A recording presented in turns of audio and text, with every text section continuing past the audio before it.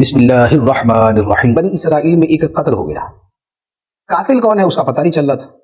بنی اسرائیل کو لوگوں نے بڑا شور مچایا، جی قاتل کا پتہ چلنا چاہیے، قاتل کا پتہ چلنا چاہیے۔ موسیٰ علیہ السلام نے اللہ تعالیٰ کی بارگاہ میں عرض کی کہ مولا اس معاملے کا فیصلہ کیسے کروں، قاتل کا کیسے پتہ چلے؟ تو فرمایا گیا کہ ایک گائے ذبح کرو، گائے ذبح کر کے اس کے بدن کا ایک ٹکڑا یہ مقتول پہ مارو، جو میت ہے یہ میت کے ساتھ جو ہے وہ میت پہ مارو تو میت خود بتا دے گی کہ مجھے قتل کس نے کیا ہے۔